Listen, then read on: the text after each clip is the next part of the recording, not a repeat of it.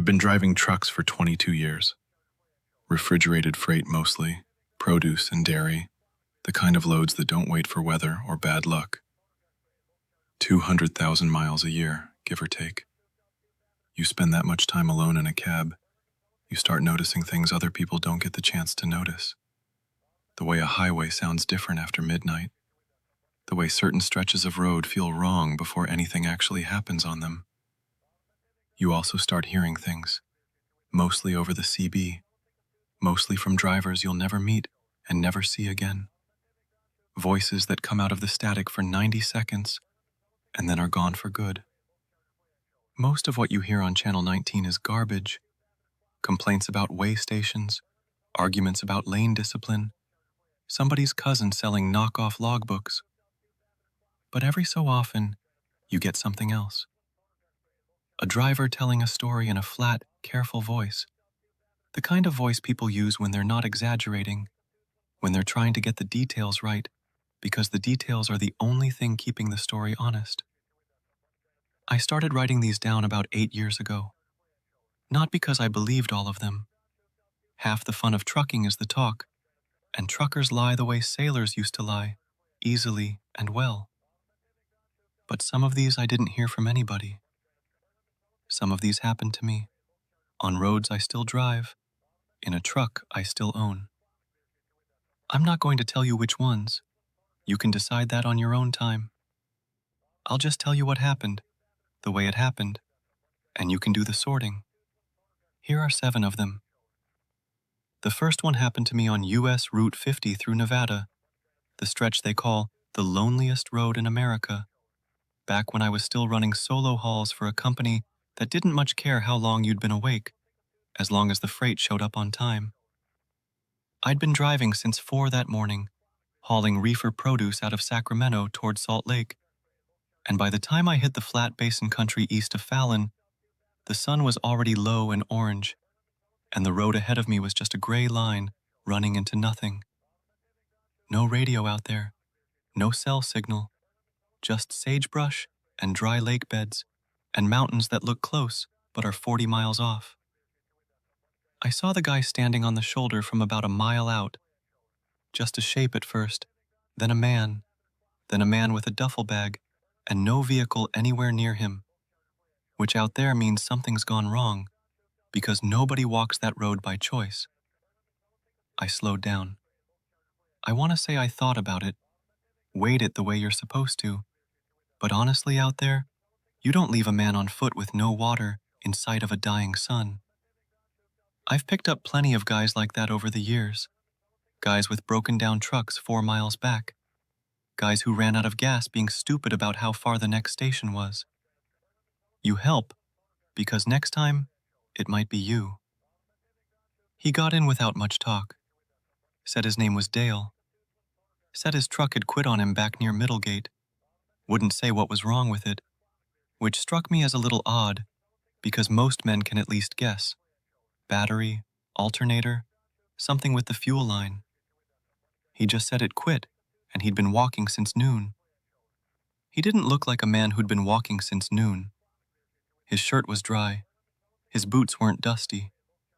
But it was getting dark, and I wasn't in a position to interrogate a stranded man about his laundry, so I let it go. We talked, the way you do, mostly about the road. He knew it better than I did, which surprised me, because he said he wasn't from Nevada, said he was headed to see his daughter in Ely.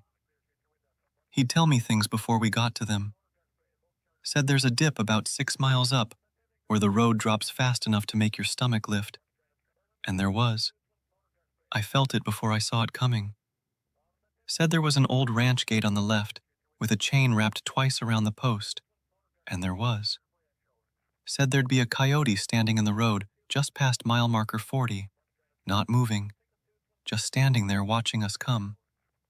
And I want to tell you I laughed at that one, because it seemed like exactly the kind of thing a bored man says to make himself sound like he knows a road better than he does. Then we came up on mile 40, and there was a coyote standing dead center in the lane, and it did not move until we were almost on top of it. And even then, it didn't run so much as step aside, unhurried, like it had somewhere better to be and had simply decided we weren't worth the trouble. I didn't say anything for a while after that. Neither did he. The cab got very quiet, just engine noise and tires, and I remember checking my mirrors more than I needed to, not because I expected to see anything, just because I wanted a reason to look away from him for a second. Somewhere past Eureka, full dark now. He asked if I minded the radio off. I said I didn't have one on. He said good. He didn't like the sound of voices he couldn't place. Then he told me, without me asking, that he used to drive this exact route for a produce company out of Reno years back. Said he knew every fence post and cattle guard between here and the Utah line. I asked him what happened to that job. He said the company folded when the driver they'd hired to replace him didn't make it through his first winter run, missed a patch of black ice on the grade east of Ely, went off into the wash, wasn't found for 6 days. Said it shook everybody up so bad the company just quietly stopped operating that route altogether. I told him that was rough. He agreed that it was. We didn't say much else until Ely showed up as a smear of orange light on the horizon, gas stations and a casino sign, civilization by Nevada standards. I asked him where exactly he wanted dropped. He said the Chevron on the east side was fine. His daughter was picking him up there. I pulled in, he thanked me, shook my hand. His hand was cold. I remember that specifically. Cold the way a hand gets after being outside in November, not after walking 6 hours under a Nevada sun. And he got out and walked toward the gas station, and I watched him in my mirror until he was out of the headlight's reach. And then I pulled back onto the highway because I had a delivery window to make. I thought about him on and off for the rest of that run. Something about the whole thing sat wrong in a way I couldn't name. The dry shirt, the cold hand, the coyote. About 4 months later, I was in a truck stop outside Wendover and got to talking with an older driver, gray beard, company patches from 3 different outfits sewn onto his jacket, in a way that told you he'd been doing this longer than made sense to keep doing it. Somehow the conversation turned to Route 50, the way conversations do out there, and I told him about picking up a hitchhiker named Dale, who used to run produce out of Reno. He got quiet, set his coffee down. He said the company that used to run 50 out of Reno lost their whole route about 15 years back, after a driver named Dale Renner went off the grade east of Ely in a bad ice storm and wasn't recovered for the better part of a week. Said Dale had been driving that road for going on 9 years by then, knew every mile marker on it, used to talk about the coyotes that hung around mile 40 like they were watching traffic. Said nobody who drove for that company ever picked up hitchhikers on that stretch again, as a rule, not officially, but everybody just quietly stopped. I didn't ask him how he knew all that, and he didn't offer, and neither one of us brought it up again before we went our separate ways that night. I still run Route 50 sometimes. I still stop for people on the shoulder, because I don't think I could live with myself if I didn't. But I check their boots first now. I don't know what I'd do if the boots were clean. I've never had to find out. That's the first one. Here's the second. This one didn't happen to me. A woman named Priscilla told it to me at a truck stop in Amarillo, and she told it flat and businesslike, the way you tell something you've decided not to dress up because dressing it up would make it sound like a story, instead of a thing that actually happened to her. She drove tanker trucks, fuel mostly, out of a terminal in Oklahoma City, and she'd been running a regular route north through Kansas for about a year when the company put her on a new lane that crossed into Nebraska on I-80, a route she hadn't run before. Every driver on a regulated haul like that has to log in at weigh stations along the way. It's not optional, it's federal. Your log has to match the timestamps, or you're the one explaining yourself to an inspector. Priscilla said she'd never had a problem with her logs in 11 years of driving. She was careful. She was the kind of driver who double-checked her own paperwork out of habit, not because anyone made her. About 3 weeks into the new route, she got a call from her dispatcher asking why her log showed her clocking through the same weigh station in Ogallala twice in one 9-hour window, 4 hours apart, both times with her signature and her driver number. She told him that was impossible. She'd only gone through once. He said the state's automated system had flagged the discrepancy and wanted an explanation before her authority to run that route got suspended pending review. She drove up there herself on her next run specifically to sort it out, badge in hand, ready to argue with whoever needed arguing with. The station attendant, a heavyset guy who'd clearly had this conversation with somebody before, pulled the physical log and showed her. Her signature, her driver number, her plate number, correctly recorded both times, 4 hours and 11 minutes apart. He told her, almost apologetically, that this wasn't the first time it had happened on that particular scale, that maybe 6 or 7 times over the past couple years a driver's information had shown up twice in the log for a single day. Always the same driver, always hours apart, and every time the driver swore up and down they'd only come through once. He asked her, carefully, like it was a question he didn't enjoy asking, whether she remembered anything unusual about her drive that day. She said she thought about it and told him no, nothing unusual, except that somewhere around the second hour she remembered feeling suddenly and completely exhausted. The kind of tired that comes on all at once instead of building up the way exhaustion usually does. Bad enough that she'd pulled onto the shoulder for what she thought was maybe 10 minutes to shut her eyes. She checked her own dash clock when she woke up. It read 12 minutes past when she'd stopped. She hadn't thought anything of it at the time. The attendant didn't say much else, told her the system would probably clear itself in a few days. These things usually did. And it did. Her authority came back a week later with no explanation given and none requested. She kept driving that route for another year after that, because a paycheck is a paycheck. But she started keeping a small notebook of her own next to the log, time-stamping her stops by hand at every mile marker, regardless of what the official scale said, just so she'd have something to check against. She told me she never saw a discrepancy again after that. But she also told me she never once, on that entire route, in 12 more months of driving it, let herself sleep on the shoulder again. Not even for 10 minutes. Not even when she desperately needed to. She said she'd rather pull all the way into a truck stop and pay for a real parking spot than close her eyes anywhere along that stretch of Nebraska highway.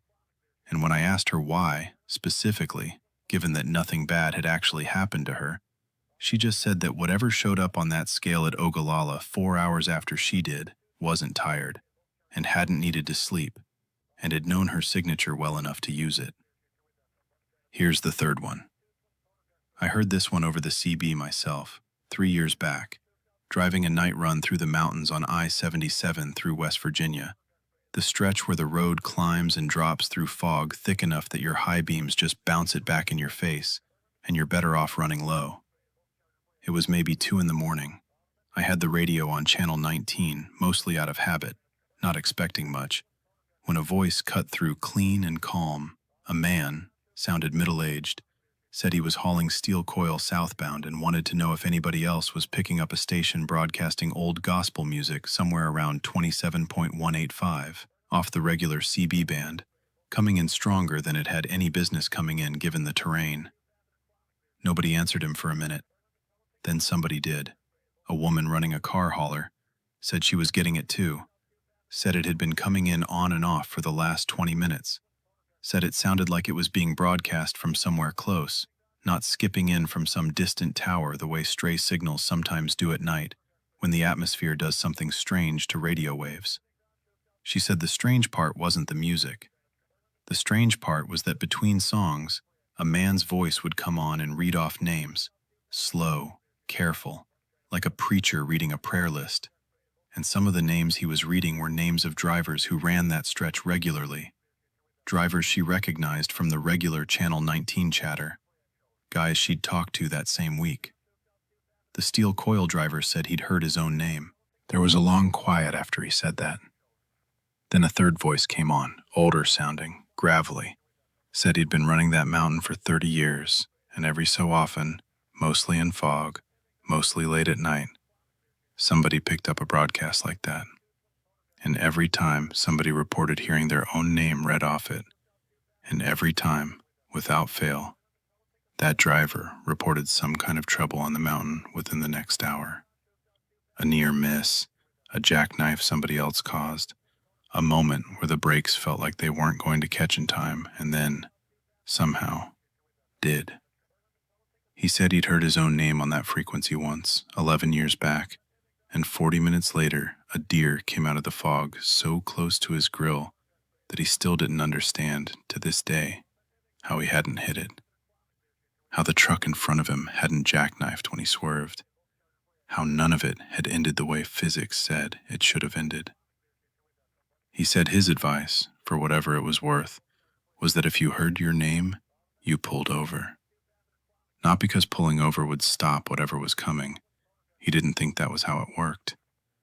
But because at least on the shoulder, stopped, engine idling, you weren't the one making the decisions that mattered for the next hour. You were just waiting it out. The steel coil driver went quiet on the channel after that. I don't know if he pulled over. I never heard his voice again that night. Not a goodbye, not a confirmation, nothing. I kept driving, because I was 3 hours from my delivery window, and pulling over on a hunch based on a stranger's radio story isn't something a dispatcher accepts as an excuse. I made it through the mountain fine. I never heard that frequency myself, not that night, not on any of the maybe 40 times I've run that stretch since. But I leave the CB on low through those mountains now, every single time. And I've caught myself, more than once, listening a little too carefully to gospel music drifting faint under the static, waiting to hear if it says my name. Here's the fourth one. This happened to a man named Ovidio, who I met at a diesel repair shop outside Barstow, while we were both waiting on parts, both of us stuck for the better part of a day, with nothing to do but drink bad coffee and talk. He drove long-haul freight through the Mojave, mostly night runs, because the desert heat made daytime driving hard on the engines and harder on the drivers. And he told me about a stretch of I-40 east of Needles, where, about 2 years earlier, he'd picked up a second truck pacing him. He said it started the way it usually does, headlights in his mirror holding a steady distance. Nothing unusual about a truck running the same speed on an empty highway at 3 in the morning. What got his attention was that it stayed exactly the same distance behind him for almost 40 miles, through curves, through a construction slowdown, through a stretch where he'd sped up without meaning to just to see what would happen. And the gap never changed, not by a length, like the other truck was welded to a fixed point behind him, instead of being driven by a person making the small, constant adjustments a real driver makes. He tried raising it on the CB. Nothing. He tried slowing down gradually, expecting the truck to either pass him or fall back, and instead it slowed at exactly the same rate, holding the gap. He said that was the point where his stomach dropped, because up to then, he'd been telling himself it was just another tired driver on cruise control, and cruise control doesn't match another vehicle's deceleration that precisely without a hand on the pedal. He pulled off at the next exit, a mostly abandoned rest area with 2 working lights and a chained bathroom, meaning to let it pass and get a read on the driver as it went by. The truck didn't pass. It followed him off the exit, into the rest area, and parked 3 spaces down, engine running, headlights on, and just sat there. He said he sat in his own cab for almost 10 minutes, engine running too, both of them just idling in that empty lot. And the other truck never cut its lights, and nobody ever got out. Eventually, he worked up the nerve to flash his own headlights at it, a kind of, "Are you there?" signal drivers use. The other truck flashed back immediately, same pattern, like an echo. He said that was worse than if it had done nothing at all, because it meant there was somebody or something paying close enough attention to answer him precisely. He pulled back onto the highway rather than sit there any longer.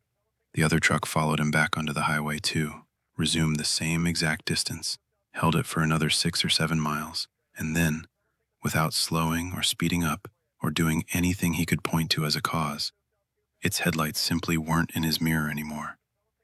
Not fading into the distance, not turning off onto a side road, because there wasn't one for miles in either direction, just gone, between one glance at the mirror and the next.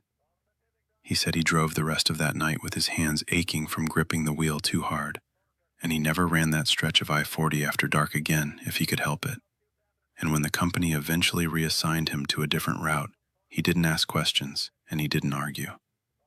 I asked him what he thought it was, and he said he'd stop trying to answer that question, because every answer he came up with, another driver playing a prank, some kind of optical trick from heat and headlights in an empty road, government testing, none of it felt smaller and stupider than the actual experience of sitting in that rest area with the engine running and nobody getting out of the other cab. He said sometimes the not knowing is more honest than picking an explanation, just so you have something to tell people at a truck stop. Here's the fifth one. I picked this one up from a dispatcher, not a driver, a woman named Carol who worked out of a logistics office in Fresno and had heard it from enough different drivers over the years that she'd started keeping a private list, separate from the official routing system, of addresses her company quietly refused to schedule deliveries to anymore. She said it started with a produce distributor out past Bakersfield who put in a standing order for weekly deliveries to a cold storage warehouse, supposedly located off a county road in the hills east of the interstate. The address existed on paper. It existed in the company's routing software, which pulled it up on the map with a little red pin, same as any other stop. The problem was that 3 different drivers, on 3 separate occasions, over about 8 months, had driven the exact GPS coordinates and found nothing there. Not an empty lot, not a demolished building, nothing. Open field, no fence, no foundation, no sign anything had ever stood on that land. The first driver assumed he'd mistyped the address and turned around without reporting it as anything unusual. The second driver called it in as a routing error, annoyed, and the office corrected nothing because there was nothing to correct. The coordinates matched exactly what the client had provided when they set up the account. The third driver, a guy named Emmett who'd been hauling for Carol's company almost 15 years, called her directly from the site, and she said his voice on the phone was different than she'd ever heard it. Careful and slow, describing an empty field with tire ruts in it. Old ones, grown over with weeds, the kind of ruts that come from years of trucks turning around in the same spot. Despite there being no building, no loading dock, nothing to turn around for. She pulled the client's account information while he was still on the phone with her. The account had been active, on paper, for 6 years. Payments processed regularly, invoices generated and closed out on schedule. She said everything about the account looked completely normal, except that when she tried to call the number on file to ask what was going on, the number rang exactly once, and then produced a fast, busy signal over and over, no matter how many times she tried it, for the rest of that day and every day after. She closed the account herself, quietly, without escalating it, because escalating it meant explaining to her manager that a client that had been paying on time for 6 years appeared to correspond to an empty field, and she didn't think that explanation would survive a meeting. She told Emmett to head back to the yard and take the rest of the day, and she never assigned that address to anyone again. She said what stuck with her longest wasn't the empty field. It was the old tire ruts.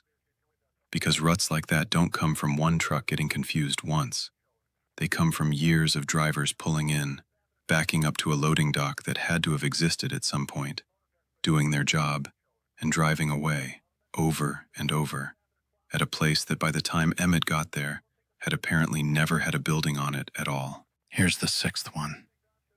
This is the one I'm least sure how to tell because it happened to me over a long stretch of time rather than in one clean night, which makes it harder to line up the way a good story should line up.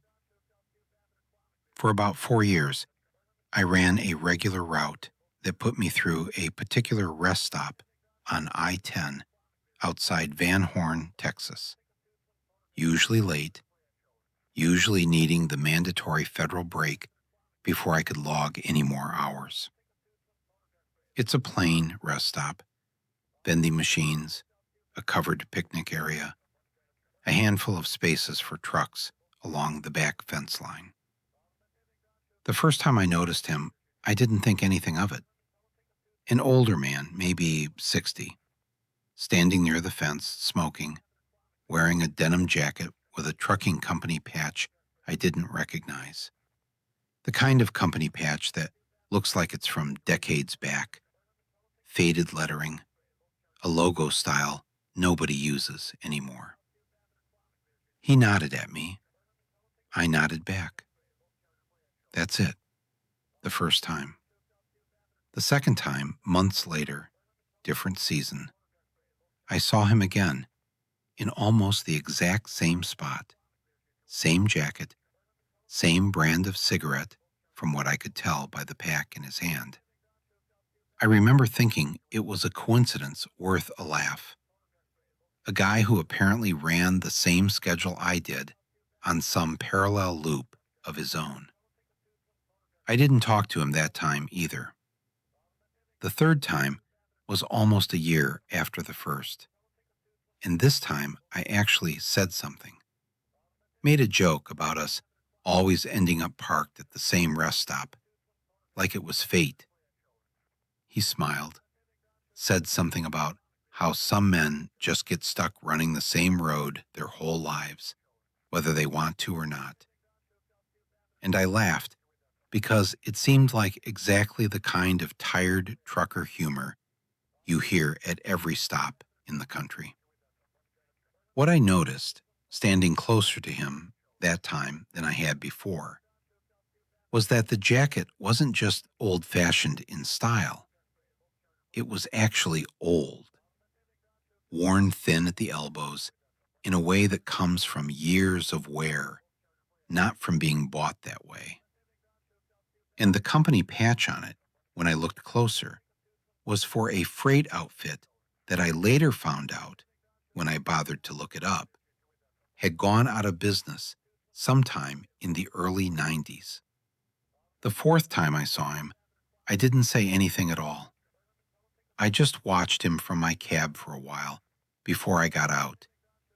And I noticed that although other drivers walked past him on their way to the vending machines, none of them looked at him.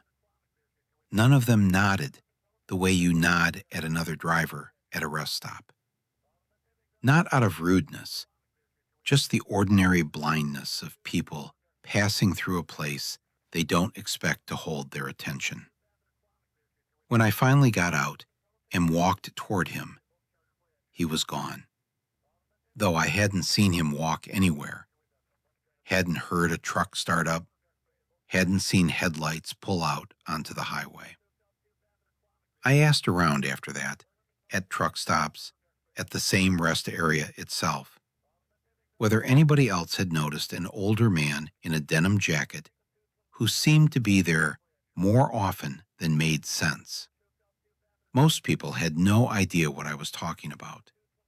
But one dispatcher I knew, an old-timer who'd worked the Van Horn corridor most of his career, told me, without much surprise in his voice, that there'd been talk for years about a driver who used to run that stretch back in the 70s and 80s, who'd had a habit, according to the story, of parking at that same rest stop on every single run, regardless of whether he actually needed the break, because he liked the quiet out there, liked the particular way the desert went dark past the fence line.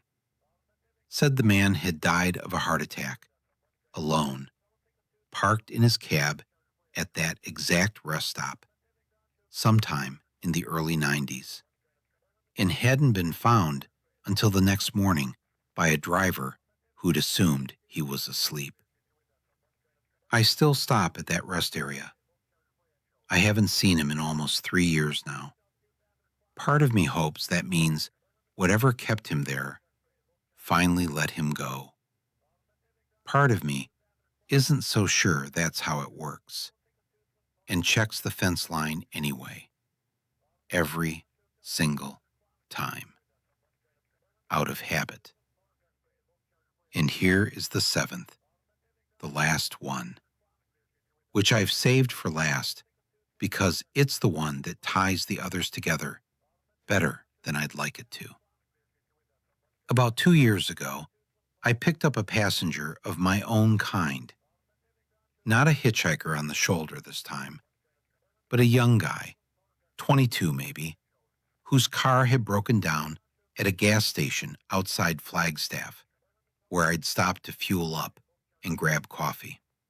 He needed a ride as far as Gallup, said his phone was dead, said he just needed to get somewhere with a working charger and a bus station. I said, sure. It's a common enough kindness on that stretch of road, and he seemed harmless, jittery in the way of somebody having a genuinely bad week, rather than somebody planning to be trouble. Somewhere past the New Mexico line, making conversation, he asked me if truckers really had as many strange stories as people online claimed. I told him some drivers did, that I'd collected a few myself over the years, some from other drivers, a couple from my own driving. He got quiet for a minute and then asked, carefully, like he wasn't sure he wanted the answer, whether any of the stories I'd heard involved a rest stop with an old man in a denim jacket, or a radio frequency with names read off it, or a truck that paced another truck for miles and then vanished. I told him yes, actually, all three, and asked him how he knew to ask about those specifically. He said his uncle had been a trucker for almost 30 years, had kept a small spiral notebook in his glove box the whole time, writing down every strange thing that happened to him or that he heard from other drivers. The same habit I'd picked up without ever knowing his uncle existed. He said his uncle had disappeared 18 months earlier, driving a regular route through Arizona. Truck found abandoned and undamaged on the shoulder near milepost 201. Engine still running. Cab locked from the inside. No sign of him anywhere. And no explanation the police or the company or the family had ever been able to settle on. He said the notebook had been found in the truck, sitting open on the passenger seat, and the last page had a list of names on it. Just names, no explanation, written in his uncle's handwriting. And his own name had been on that list. I asked him if he still had the notebook. He said his aunt had it, wouldn't let anybody else touch it, kept it in a drawer she didn't open. He said he'd only seen it once, right after it happened, before grief made everyone in the family stop wanting to talk about any of it. And the one thing he remembered clearly, the one detail that had stuck with him hard enough to ask a total stranger about it 2 years later, in the middle of a highway, at night, was that underneath the list of names, in different handwriting than the rest of the notebook, in handwriting nobody in the family recognized as his uncle's, someone had written a single line. They only take the ones who are already listening. I didn't have anything useful to say to that. I dropped him at the bus station in Gallup, wished him well, and drove the rest of that night with the radio off entirely, which I almost never do. Because for the first time in 22 years of running these roads, I didn't want to hear anything else that night. Not gospel music, not a stranger's voice, not my own name read off into the static by somebody who already knew where to find me. I still keep my notebook. I still write these down. I've thought more than once about stopping, about deciding I've heard enough, that 7 is a fine round number to end on, and leave the rest of the country's dark highways to somebody else's collection. But I'm still driving. I'm still listening. And some nights, somewhere past midnight, on a long, straight stretch with nothing on either side of the road but dark, I catch myself checking the mirrors a little too often. waiting to see if anything's holding the same distance behind me that it shouldn't be able to hold.